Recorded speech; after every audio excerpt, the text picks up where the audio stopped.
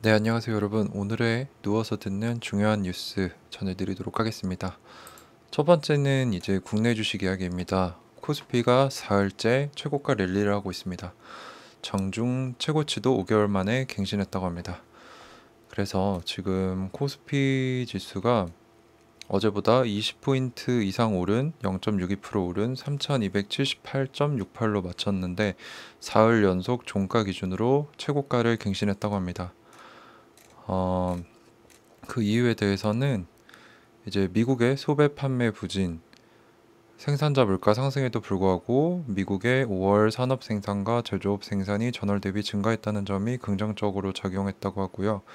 이 미국의 경제 개선 지표들이 보이자 하반기 제조업 경기 확대에 따른 한국의 이제 수출, 기업 이익의 수혜 예상, 즉 미국 경제가 좋아짐으로써 한국에도 반사 이익이 있을 거라는 이런 투자 심리 개선으로 이어져서 이렇게 최고치를 갱신했다고 전문가들은 풀이하고 있습니다.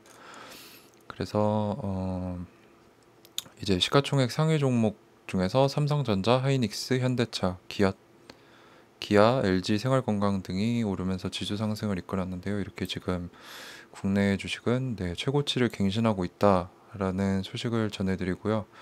이제 주식 이외에 다음 건 이제 최저임금인데 최저임금이 1만 원이 되면은 일자리 최대 30만 개가 준다라는 주장을 한경원 한국경제연구원이 했다고 합니다. 이제 이걸 살펴보면은 최저임금 인상률이 높았던 2018년에는 약 16만 개, 2019년에는 27.7만 개의 일자리가 감소했다고 하는데 이 최저임금을 받는 사람들이 이제 아무래도 소외된 계층들 또는 청년, 아르바이트생들이 많기 때문에 노동계에서는 이제 코로나 시국에 악화된 양극화 해소를 위해서 최저임금을 인상해야 한다고 하는데 아직 경제가 완전히 회복되지 않은 이 상황에서 최저임금이 상승했을 경우에 일자리가 거꾸로 이제 역효과가 나서 사람들이 임금을 더 받게 돼서 경제 활동을 왕성하게 할 수 있는 게 아니라 일자리 자체가 줄어들 수도 있다라는 연구 결과가 나왔다는 얘긴데요. 참 안타까운 기사가 아닐 수 없습니다. 이런 기사가 또 있었고 마지막은 이제 또 부동산 얘긴데요. 서울 아파트가 너무 비싸 부담돼서 빌라 거래량이 5개월째 아파트를 추월했다는 이야기입니다. 그래서 오늘의 뉴스 테마를 한번 보면은 양극화가 이제 점점 더 극단화되고 있고 청년들이나 이제 어려운 계층 분들이 살아가기 힘들어지고 있다라는 흐름이 이제 뉴스 헤드라인에서 보이더라고요. 그래서 부동산 얘기를 보면은 서울 빌라 거래량이 5개월 연속 아파트를 넘어섰습니다. 아파트 값이 너무 많이 오르면서 구매 부담이 커지자 이제 내 집 마련 어떻게든지 하려고 하는 사람들의 이제 수요가 상대적으로 저렴한 빌라로 관심이 돌아간 결과로 풀이된다고 합니다. 그리고 이 거래량 차이, 이 역전 현상은 계속 이어질 것으로 보이고 그 격차는 계속 더 심해지고 있다고 합니다. 그래서 아파트 값은 문재인 정부 출범 시기인 17년 5월 5억 7천만 원과 비교하면은 3억 5천만 원 가까이 올랐고 서울 아파트 평균 매매 가격은 49개월 총 문재인 정권이 집권한 49개월 중 38개월이나 올랐고 역대급 상승률 약 61%를 기록했습니다. 그래서 이제 중위소득 가구가 대출 원리금 상환액을 감당할 수 있는 이런 수치도 줄어든 것을 보아 이제 진짜 현금 부자가 아니면 서울에 있는 아파트를 사기 어려운 수준까지 왔다고 하고 그래서 이제 내 집 마련을 원하는 수요자가 서울과 가까운 인천, 경기로 나가거나 상대적으로 저렴한 빌라로 눈을 돌려서 그쪽 거래량이 늘어나고 있다고 합니다. 그리고 오세훈 서울시장이 이제 박원순 전 서울시장이 만들었던 이제 2015년 주거 정비 지수제라는 게 도입되면서 빌라 재개발이 힘들었는데 그 제도를 폐지하기로 이제 얘기가 나오면서 이제 좀 더 효율적으로 좀 더 쉽게 빌라가 재개발이 될 수 있겠다는 기대감이 또한 이런 빌라의 거래량을 늘렸다고 분석하고 있습니다.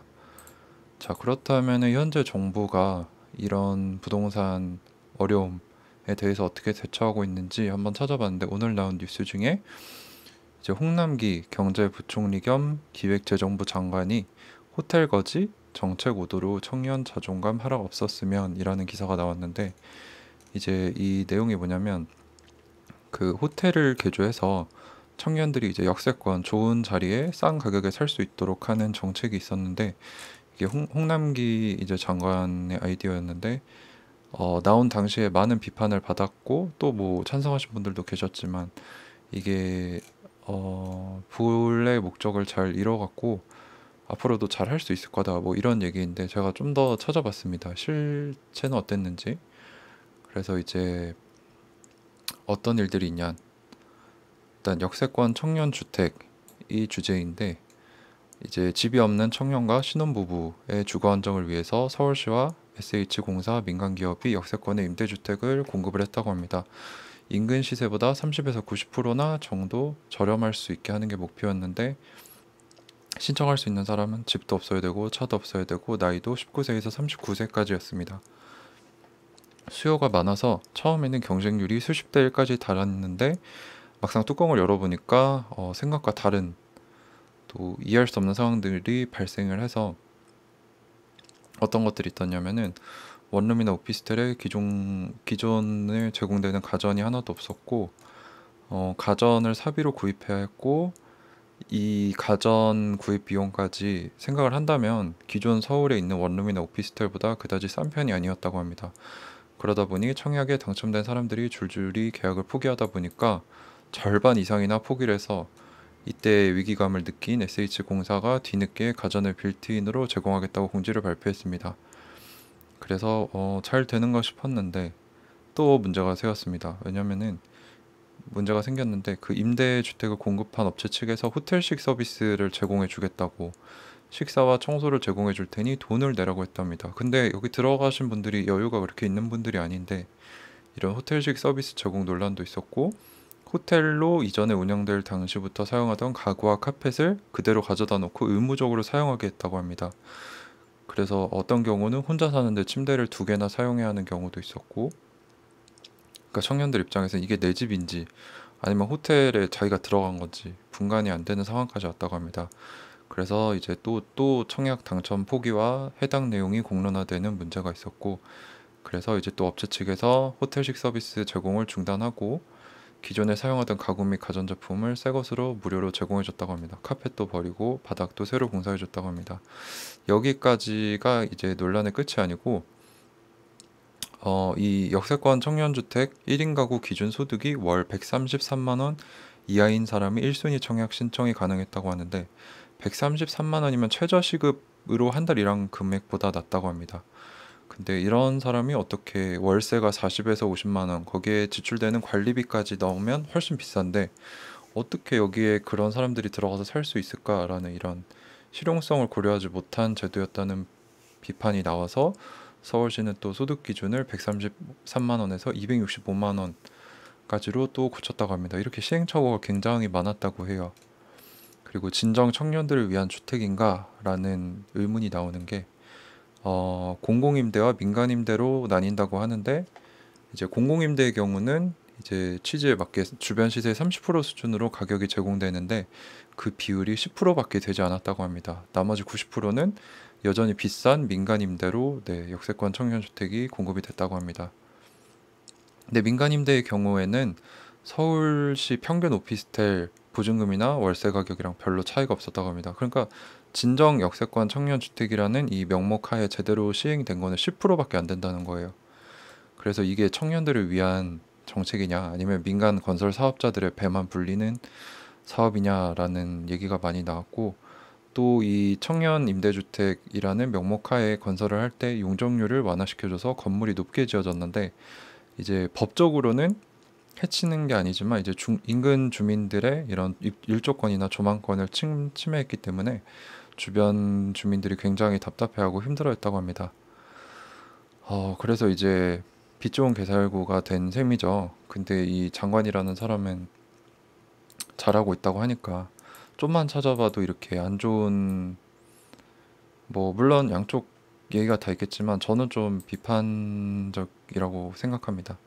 왜냐면 부동산 정책은 뭐 많은 분들이 유튜브에서 보셨겠지만 직접 인위적으로 터치하기보다는 자연적으로 두고 정부는 이제 수요가 있는 만큼 공급에 집중을 해야지 공급을 틀어막고 집을 산 사람들을 죄인시하고 세금을 거두려고 하면 안 된다는 거죠. 지금 집값이 올라간 사람들도 이제 이사 갈 수 있는 데가 없어요. 왜냐면 다 올랐기 때문에. 근데 이제 걷어가는 종부세만 올라가니까 네, 1주택자들 이제 뭐 다주택자들은 이제 매물을 내놓게 될 수도 있겠지만 실제로 실수요 때문에 살고 있는 1주택자들까지도 피해가 오고 있기 때문에 이게 진짜 부동산 정책이 누굴 위한 정책인가. 아무래도 정부가 이런 최저임금 인상 그리고 부동산 규제 그리고 이런 청년 임대주택 어떻게 보면 좀 포퓰리즘이라고 볼 수 있을 것 같아요. 그러니까 사람들이 원하는 걸 보여주면서 이제 세금을 인상해서 정작 서민들의 돈을 가져가서 그 정책에 활용하고 있는 건 아닌가. 사실 저는 지속적으로 이렇게 경제 뉴스를 공부하다 보니 아무것도 몰랐을 때는 진보 성향을 가지고 있었는데 공부하면 공부할수록 아, 이 진보 이게 맞나?